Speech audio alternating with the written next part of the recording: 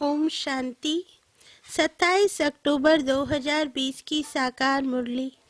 बाबा कहते, मीठे बच्चे, भिन्न भिन्न युक्तियां सामने रख याद की यात्रा पर रहो। इस पुरानी दुनिया को भूल अपने स्वीट होम और नई दुनिया को याद करो। प्रश्न: कौन सी एक्ट अथवा पुरुषार्थ अभी ही चलता है, सारे कल्प में नहीं? उत्तर: याद की यात्रा में रह आत्मा को पावन बनाने का पुरुषार्थ, सारी दुनिया को पति से पावन बनाने की एक्ट सारे कल्प में सिर्फ इसी संगम समय पर चलती है। यह एक्ट हर कल्प रिपीट होती है। तुम बच्चे इस अनादि अविनाशी ड्रामा के वंडरफुल राज को समझते हो। ओम शांति। रूहानी बाप बैठ रूहानी बच्चों को समझाते हैं, इसलिए रूहानी बच्चों को देही अभिमानी या रूहानी अवस्था में निश्चय बुद्धि होकर बैठना व सुनना है। बाप ने समझाया है, आत्मा ही सुनती है। इन ऑर्गन्स के द्वारा यह पक्का याद करते रहो, सद्गति और दुर्गति का यह चक्र तो हर एक की बुद्धि में रहना ही चाहिए, जिसमें ज्ञान और भक्ति सब आ जाती है। चलते फिरते बुद्धि में यह रहे, ज्ञान और भक्ति, सुख और दुख, दिन और रात का खेल कैसे चलता है। हम 84 का पाठ बजाते हैं। बाप को याद है तो बच्चों को भी याद में रहने का पुरुषार्थ कराते हैं। इससे तुम्हारे विक्रम भी विनाश होते हैं और तुम राज्य भी पाते हो। जानते हो, ये पुरानी दुनिया तो अब खलास होनी है। जैसे कोई पुराना मकान होता है और नया बनाते हैं तो अंदर में निश्चय रहता है, अभी हम नए मकान में जाएंगे। फिर मकान बनने में कभी वर्ष 2 लग जाते हैं।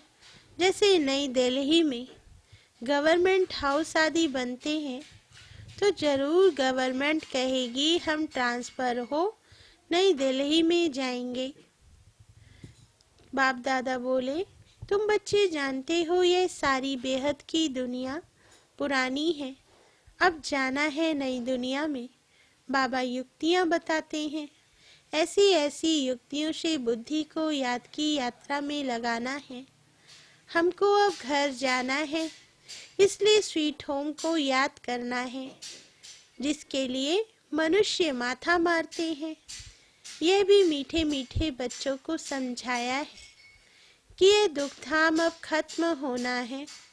भल तुम यहाँ रहे पड़े हो, परंतु यह पुरानी दुनिया पसंद नहीं है। हमको फिर नई दुनिया में जाना है। भल चित्र आगे कोई भी ना हो तो भी तुम समझते हो अब पुरानी दुनिया का अंत है, अब हम नई दुनिया में जाएंगे। भक्ति मार्ग के तो कितने ढेर चित्र हैं, उनकी भेंट में तुम्हारे तो बहुत थोड़े हैं। तुम्हारे यह ज्ञान मार्ग के चित्र हैं और वह सब हैं भक्ति मार्ग के चित्रों पर ही सारी भक्ति होती है। अब तुम्हारे तो हैं रियल चित्र, इसलिए तुम समझा सकते हो रॉन्ग क्या राइट क्या है। बाबा को कहा ही जाता है नॉलेजफुल। तुमको ये नॉलेज है, तुम जानते हो हमने सारे कल्प में कितने जन्म लिए हैं, यह चक्र कैसे फिरता है। तुमको निरंतर बाप की याद और इस नॉलेज में रहना है। बाप तुमको सारी रचना और रचना की नॉलेज देते हैं, तो बाप की भी याद भी रहती है। बाबा ने समझाया है, मैं तुम्हारा बाप टीचर सतगुरु हूँ, तुम सिर्फ यह समझाओ। बाबा कहते हैं, तुम मुझे पतित पावन लिबरेटर गाइड कहते हो ना। कहाँ का गाइड? शांति धाम मुक्ति धाम का। वहाँ तक बाप ले जाकर छोड़ेंगे। बाप दादा बोले, बच्चों को पढ़ाकर सिखलाकर गुलगुल बनाकर घर ले जाएं छोड़ेंगे। बाप के सिवाय तो कोई ले जा नहीं सकते। भल कोई कितना भी तत्वज्ञानी व ब्रह्म ज्ञानी हो, वह समझते हैं हम ब्रह्म में लीन हो जाएंगे। बाबा बोले, तुम्हारी बुद्धि में है कि शांति धाम तो हमारा घर है, वहां जाकर फिर नई दुनिया में पहले पहले आएंगे। वे सब बाद में आने वाले हैं। तुम जानते हो कैसे सब धर्म नंबरवार आते हैं। सतयुग त्रेता में किसका राज्य है, उन्हों का धर्म शास्त्र क्या है। सूर्यवंशी चंद्रवंशी का तो एक ही शास्त्र है, परंतु वह गीता कोई रियल नहीं है, क्योंकि तुमको जो ज्ञान मिलता है वह तो यहाँ ही खत्म हो जाता है, वहाँ कोई शास्त्र नहीं। द्वापर से जो धर्म आते हैं उन्हों के शास्त्र कायम है, चले आ रहे हैं। अब फिर एक धर्म की स्थापना होती है तो बाकी सब विनाश हो जाने हैं। कहते रहते हैं एक राज्य, एक धर्म, एक भाषा, एक मत हो, वह तो एक द्वारा ही स्थापन हो सकता है। तुम बच्चों की बुद्धि में सतयुग से लेकर कलयुग अंत तक सारा ज्ञान है। बाप कहते हैं अब पावन बनने के लिए पुरुषार्थ करो। आधा कल्प लगा है तुमको पतित बनने में, वास्तव में सारा कल्प ही कहें। यह याद की यात्रा तो तुम अभी ही सीखते हो, वहाँ यह है नहीं। देवताएं पति से पावन होने का पुरुषार्थ नहीं करते, वे पहले राजयोग सीख यहाँ से पावन हो जाते हैं। उसको कहा जाता है सुखधाम। बाबा कहते, तुम जानते हो सारे कल्प में सिर्फ अभी हम याद की यात्रा का पुरुषार्थ करते हैं, फिर यही पुरुषार्थ अथवा जो एक्ट चलती है पति दुनिया को पावन बनाने लिए, फिर कल्प बाद रिपीट होगी। चक्र तो जरूर लगाएंगे ना। तुम्हारी बुद्धि में ये सब बातें हैं कि ये नाटक है। सभी आत्माएं पाठधारी हैं जिनमें अविनाशी पाठ भरा हुआ है। जैसे वह ड्रामा चलता रहता है, परंतु वह फिल्म घिसकर पुरानी हो जाती है। यह है अविनाशी। यह भी वंडर है, कितनी छोटी आत्मा में सारा पाठ भरा हुआ है। बाप तुम्हें कितनी गुह्य गुह्य महीन बातें समझाते हैं। अभी कोई भी सुनते हैं तो कहते हैं यह तो बड़ी वंडरफुल बातें समझाते हो।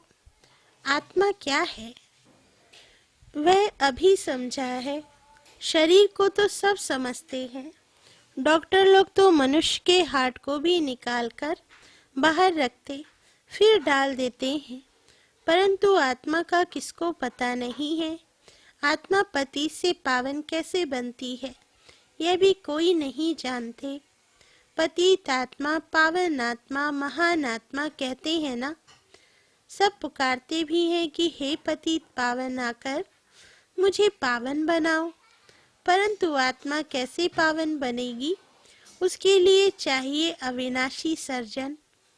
आत्मा पुकारती उसको है जो पुनर्जन्म रहित है। आत्मा को पवित्र बनाने की दवाई उनके पास ही है। तो तुम बच्चों की खुशी में रोमांच खड़े हो जाने चाहिए। भगवान पढ़ाते हैं, जरूर तुमको भगवान भगवती बनाएंगे। भक्ति मार्ग में इन लक्ष्मी नारायण को भगवान भगवती ही कहते हैं। तो यथा राजा रानी तथा प्रजा होगी ना। आप समान पवित्र भी बनाते हैं, ज्ञान सागर भी बनाते हैं, फिर अपने से भी जास्ती विश्व का मालिक बनाते हैं। बाबा कहते, पवित्र अपवित्र का कंप्लीट पार्ट तुमको बजाना होता है। तुम जानते हो बाबा आया हुआ है फिर से आदि सनातन देवी देवता धर्म की स्थापना करने। जिसके लिए ही कहते हैं यह धर्म प्रायलोप हो गया है, उनकी बड़ के झाड़ से ही भेंट की गई है। शाखाएं ढेर निकलती हैं, थोर है नहीं। यह भी कितने धर्मों की शाखाएं निकली हैं। फाउंडेशन देवता धर्म है नहीं, प्रायलोप है। बाप कहते हैं वह धर्म है, परंतु धर्म का नाम फिरा दिया है। पवित्र ना होने के कारण अपने को देवता कह न सके। ना हो तब तो बाप आकर रचना रचे ना।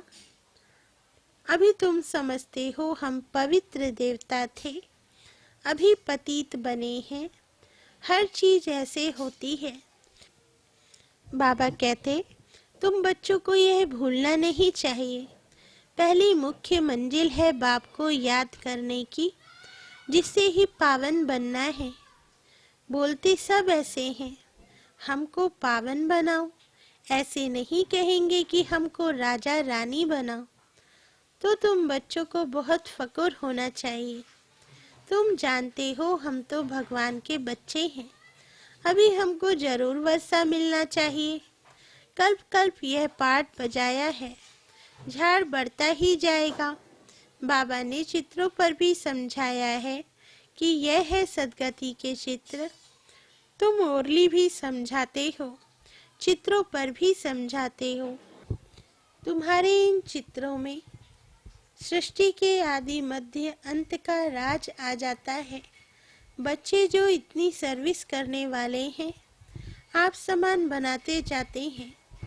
पढ़कर पढ़ाने की कोशिश करनी चाहिए। जितना जास्ती पढ़ेंगे उतना ऊंच पद पाएंगे। बाप कहते हैं मैं तकदीर तो कराता हूँ, परंतु तकदीर भी होना। हर एक ड्रामा अनुसार पुरुषार्थ कराते रहते हैं। ड्रामा का राज भी बाप ने समझाया है। बाप बाप भी है, टीचर भी है, साथ ले जाने वाला सच्चा सच्चा सतगुरु भी है।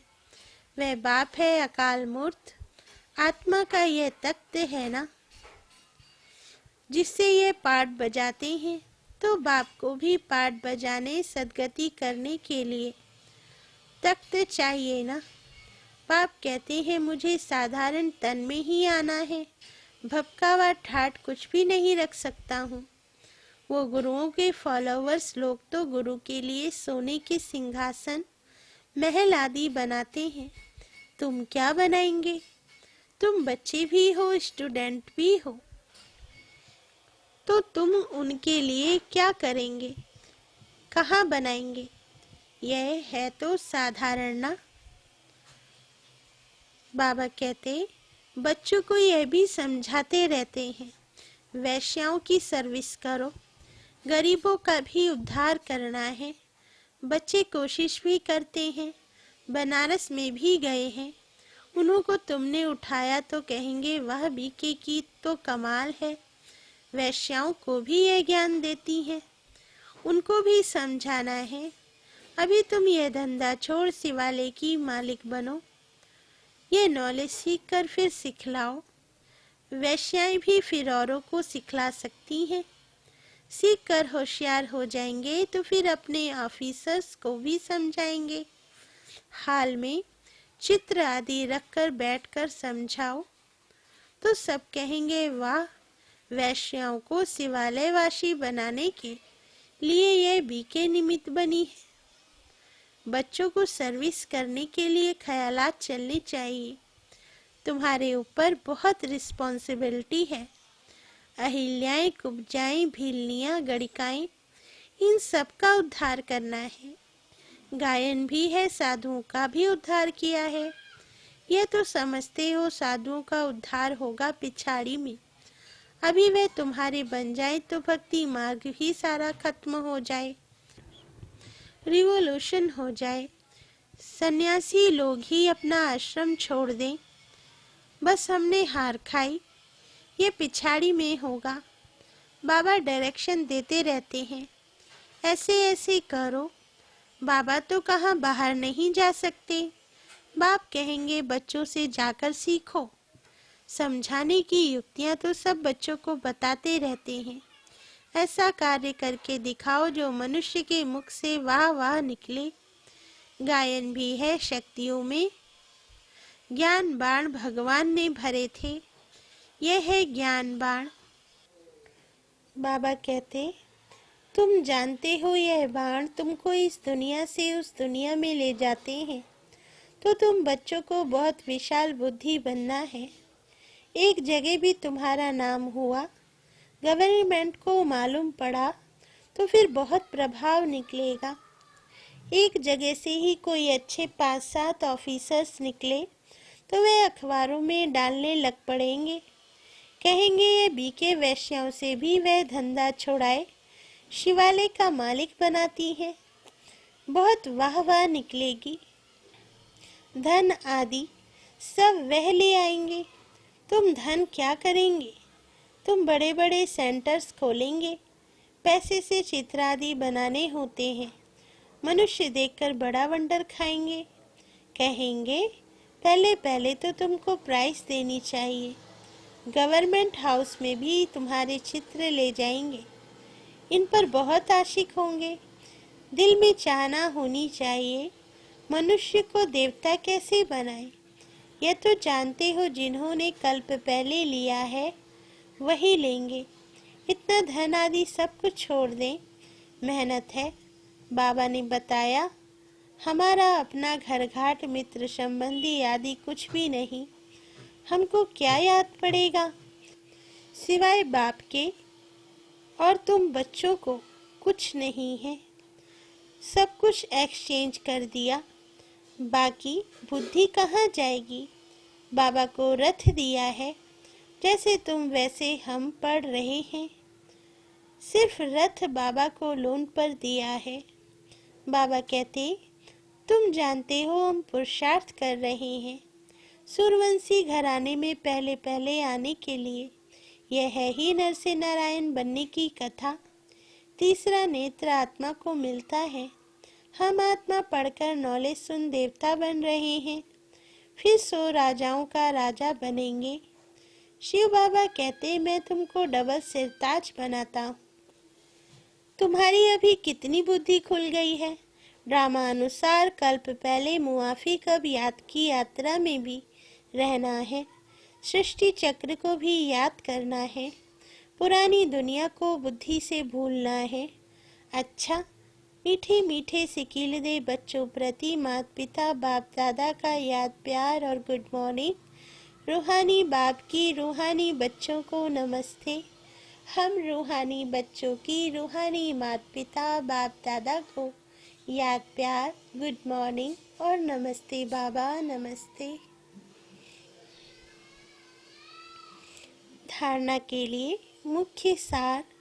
फर्स्ट पॉइंट, बुद्धि में रहे अब हमारे लिए नई स्थापना हो रही है। यह दुख की पुरानी दुनिया खत्म हुई की हुई। यह दुनिया बिल्कुल पसंद नहीं आनी चाहिए। सेकंड पॉइंट, जैसे बाबा ने अपना सब कुछ एक्सचेंज कर दिया तो बुद्धि कहाँ जाती नहीं।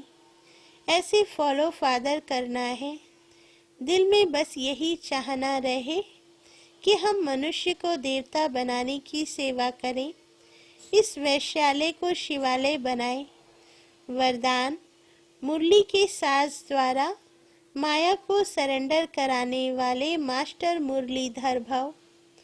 वरदान का सार, मुरलियाँ तो बहुत सुनी हैं, अब ऐसे मुरलीधर बनो जो माया मुरली के आगे न्योछावर सरेंडर हो जाए।